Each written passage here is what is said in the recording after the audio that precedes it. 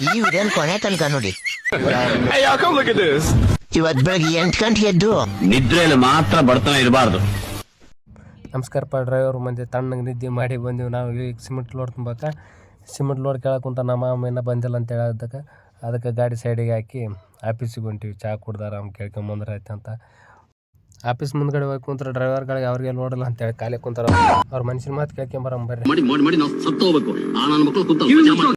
ಮಾತಾಡ್ತಾ ಕುಂತಿರ್ಬೇಕಾದ್ರೆ ನಮ್ಮ ಗಾಡಿ ಲೋಡ್ ಬಂತು. ಗಾಡಿ ತೊಗೊಂಡು ಹೊಂಟಿವಿ ಒಳಗಡೆ ಫ್ಯಾಕ್ಟ್ರಿ ಒಳಗಡೆ.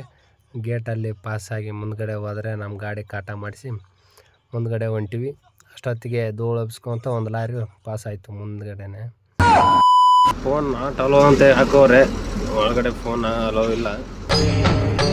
ಇದೆ, ಇಲ್ಲೊಂದು ಸಮಸ್ಯೆ ಖಂಡಿತ ಇದೆ. ಅವ್ರೇನು ಮಾಡ್ತಾರೆ ಅಂತೇಳಿ ಗಾಡಿ ಲೋಡಿಗೆ ಹಾಕೊಂಡು ವಿಡಿಯೋ ಮಾಡಿದೆ.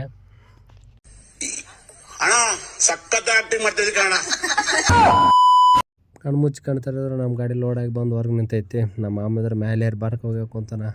ಕಂಗ್ರಾಚುಲೇಷನ್. ಓಕೆ ಸರಿ ಆಯ್ತು. ನಾನು ಆತನ ಕೂಡ ಕೈ ಜೋಡಿಸ್ತಾರೆ ಆಯ್ತು ಅಂತ ಮೇಲೆ ಹಗ್ಗ ಹೋಗೋದು. ಇಬ್ಬರು ಗಾಡಿ ಫುಲ್ಲು ಪ್ಯಾಕಿಂಗ್ ಮಾಡ್ಕೊಂಡು ಕಂಪ್ನಿಗೆ ಟಾಟಾ ಬಾಯ್ ಬಾಯ್. ಕುತ್ತೆ ಹೊಡ್ಕೊಂಡು ಹೊರಗಡೆ ಬರೋಟ್ಟಿಗೆ ನಮ್ಮ ಬಿಲ್ಲೂ ಬಂದಿತ್ತು. ಬೆಳಗಾವಿ ಕಡೆ ಲೋಡ್ ಇತ್ತು. ಜನಪದ ಸಾಂಗ್ ಹಚ್ಕೊಂಡು ಹೊಂಟಿವಿ ರಯ್ಯ ಅಂತ. ಸಾವಾಗನ್ನಿಂದ ರೋಡ ಕಣ್ಮುಂದ ಒಟ್ಟ ನಾ ಎದಕ್ಕೂ ಅನ್ಸೋದಿಲ್ಲ. ಬಡಪಾಯಿ ಡ್ರೈವರ್ನ ಪ್ರೀತ್ಯಾಗ ಹುಡುಗಿ ಎಳ್ಳಷ್ಟ ನಂಜ ಇಲ್ಲ.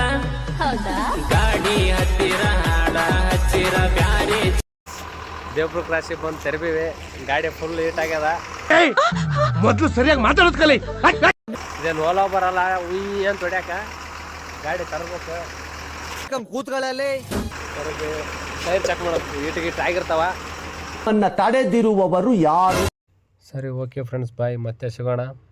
ಈ ಸಲ ಕಪ್ ನಮ್ಮದೇ. ಜೈ RCB ಅಷ್ಟೇ.